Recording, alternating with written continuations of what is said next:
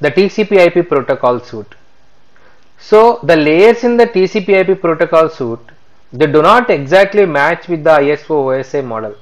So if we see in the ISO OSI model, we have a total of 7 layers: physical layer, data link layer, network layer, transport layer, session, presentation and application layer. See, in the original TCP/IP protocol suite, we have only 4 layers. So if we see here, this is the first layer, which is nothing but host to network layer. So these are the protocols defined by the underlying networks. Okay, here see, in the ISO OSI layer, both the physical layer and the data link layer are combined into a single layer called host to network layer. The next layer is internetwork layer. Okay, in this internetwork layer, the most and important protocol we have is internet protocol, and we also have other protocols also. Okay, internet group management protocol, address resolution protocol, reverse address resolution protocol, etc. And the next layer is common in both ISO OSI model and TCP/IP model, which is nothing but transport layer, so which consists of TCP, UDP and SCTP protocols. And the last layer in the TCP/IP protocol suite is simply an application layer. If you compare this with ISO OSI model, the application layer, presentation layer and session layer are grouped into a single layer called application layer in the TCP/IP protocol suite. So here we have many protocols called simple mail transfer protocol for sending mails, file transfer protocol for sending files, hypertext transfer protocol for World Wide Web, domain naming service, simple network management protocol, telnet, and different types of applications here. Okay. So this is how the TCP/IP protocol suite is made. So we already learnt about the different functionalities of physical layer, data link layer, network layer, transport layer, session, presentation and application layers in the ISO OSI model. So now let us discuss about the different types of addressing mechanisms. Okay. So generally there are 4 levels of addressing mechanisms which are employed in TCP/IP protocols. The first one is physical address, the second one is logical address, the third one is port address, and the fourth one is specific address. So let us discuss the relationship of the layers and addresses in TCP/IP.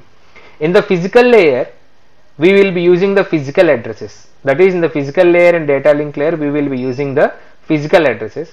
And in the network layer, we will be using an address called IP address, which is nothing but a logical address. In the transport layer, we will be using port addresses.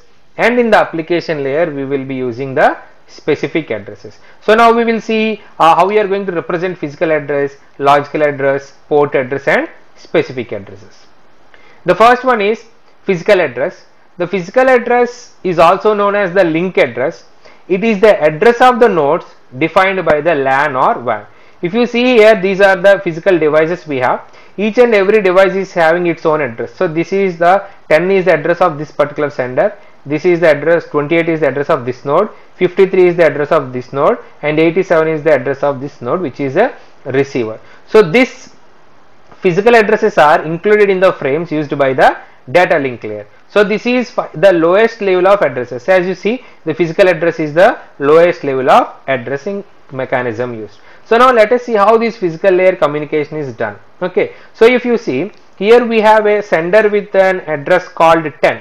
Here this 10, this is the complete data link layer frame. So here we have, in the starting we have the destination address, the second one is source address, and this is the original data from the sender, and this is the trailer which is used for error control purposes.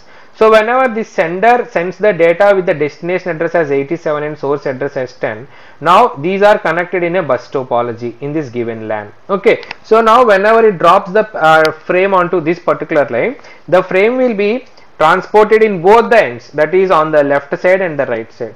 But on the left side we do not have any of the devices connected. So if this cable is properly terminated, then this particular frame will be completely dropped. So now the frame will be transporting in the right side. Now whenever it is transporting like in this manner, in this way from left to right, now this particular frame will be seen by this computer or a device with a destination address 28. But what is the destination address here? 87. 87 is not matching with 28. So destination address does not match. So the frame is dropped here. So now again it is moving to this particular node. So here also destination address is not matched. Again it is dropped. Now it moves to the next node where the destination address is 87. So the destination address in the frame is matching with the destination address of this particular node. So now this will be accepted and it will be processed by this receiver. So this is how the physical address communication is done in data link layer.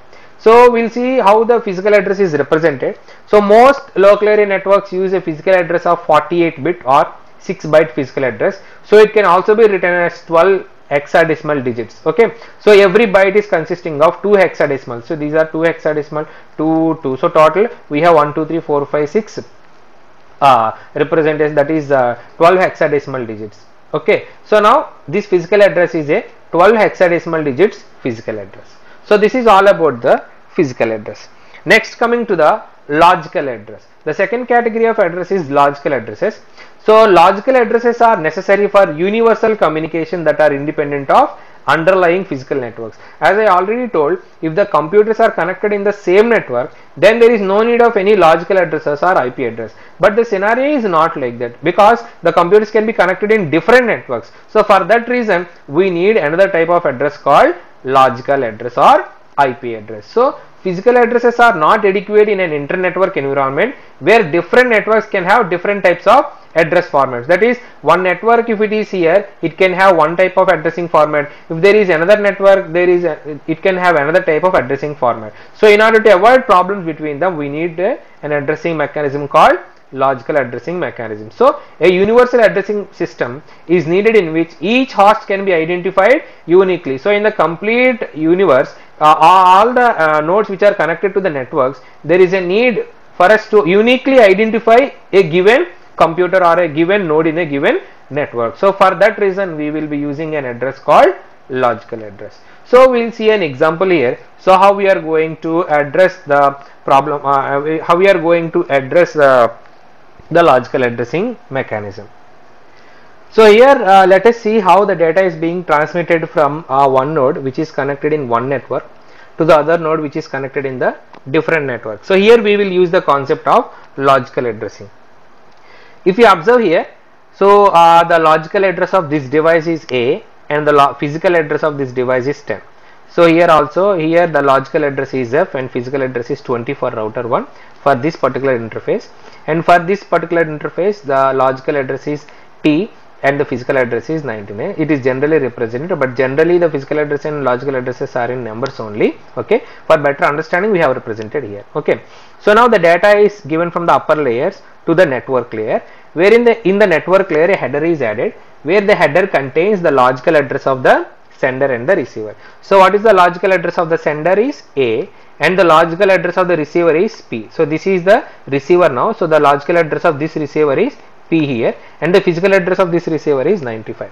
So now in the network layer it is adding only the logical address. So coming to the next layer, data link layer, now it is again adding the trailer part, and it is also adding another header which consists of the source physical address and destination physical address. So what is the source physical address here? It is 10. And what is the destination physical address? It is 20, because this particular router's physical address is 20. So now this information is transferred through the LAN. So whenever this particular node is connected to the LAN and this router is also connected to the LAN, now it will see that this physical address of this destination is 20. So the physical address of this destination interface is also 20. Now this router takes this particular packet. So after taking this particular packet, now again the router is going to modify this particular packet. So let us see how this router is going to modify this particular packet. So the output interface physical address is 99 and the output interface logical address is T. So here see, throughout the entire communication the logical address of this particular data will be remaining the same. Only the physical address is going to change. See, if you see here, here the logical address of the source is A and the logical address of destination is P. Here also it is A and P. Here also it is A and P. Here also it is A and P. Here also it is A and P. But if you see, the physical address of this particular data link layer frame is going to change. So here it is 2010. So after receiving this one, now the physical addressing scheme, that is this frame, will be modified with this source address is 99 now because it is sending the information to LAN 2. So what is the destination address here? The destination address is 33 because this router has to send the information to this router. So this destination address is 33. So how come this router know the destination address as 33, that is the physical address as 33, means it will verify the routing tables and it will send the information. Okay, so now here if you see the physical address has been changed. Now the source address is 99 and the destination address is 33. Now again the information is sent through this particular LAN. So after reaching this LAN, now what is the destination here? 33. So the destination address is 33 here. So now this packet will be received by this router 2. Now again this packet is now again modified with this physical address, source physical address and destination physical address. So now what is the source physical address here? Now it is 66. What is the destination physical address now? It is 95. So again it is modified with 95 and 66 and again it is given to LAN 3. And now from LAN 3, now as it is having the destination address is 95, so this destination address is also 95. Now this packet will be given to this particular receiver. So this is how the information is being transferred from one place to another place whenever the nodes are being connected in the different types of network. So here encapsulation is going to takes place and here decapsulation. So from LAN 3 it is going to receive the information from the data link layer, and from the data link layer again now this has been removed and the trailer has been removed, which is nothing but decapsulation, and from network layer the information is given to the upper layers, that is only the data has been taken, and here also decapsulation also took place. So this is how the information is being transferred from one node to another node which are connected in the different networks. So coming to the next type of address, which is nothing but port address. So generally if you see, the IP address and the physical addresses are necessary for a quantity of data to travel from the source to destination. So as we already saw, in order to transfer from source to destination, we need both physical address, that is physical address, and IP address or logical address. But the final objective is that, so whenever it is sending information from this place to this place, not just these two systems must communicate, but the processes which are residing in this system must communicate with each other. So for this reason we have something called an address called port address. So the end objective of internet communication is a process communicating with another process. So if you see here, this in the system A, let us see if I wanted to communicate the process from A to J. Okay, so the source of this the source address of this process is A, the destination address of this process is J. So finally the processes must communicate with each other, because physical address will be helping in identifying the next node and logical address will be helping to identify the destination, but port address will be helping us to identify the correct process within the destination. So now see here, this is the application layer, transport layer, network layer and data link layer. Here the data is given to the transport layer with source port address as A and destination port address as J. Again now encapsulation takes place by adding logical address at the network layer and again adding physical address at the data link layer. It is given through the internet and again decapsulation process takes place and the information is communicated to process J. So if you note that although the physical address is changing from hop to hop, the logical and the port addresses remain the same from source to destination. I already told you in the previous diagram, the physical addresses may change from hop to hop. Okay, but the logical addresses here A and P and here the port address J, it will not be altered because it has to communicate with the final destination and it has to communicate with only J. Okay, but in the middle there could be the different devices which is going to transfer the information from one hop to another form and one hop to another hop. That is the reason the physical layer is being the physical address is being changed, but the logical address, that is IP address and the port addresses, will not change. So this is an example of the port address. Generally a port address is a 16-bit address. So simply 753 is a port address of one particular process. So a 16-bit port address is represented as a single number. So the final thing is the physical addresses change from hop to hop, but the logical and port addresses usually remain the same. So the last type of addresses is specific addresses.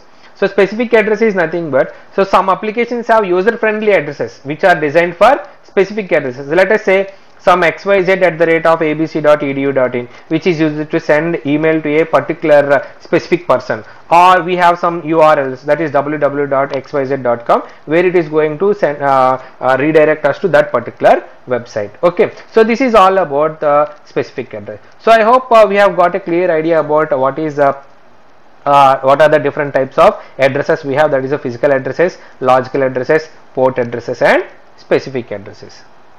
Thank you.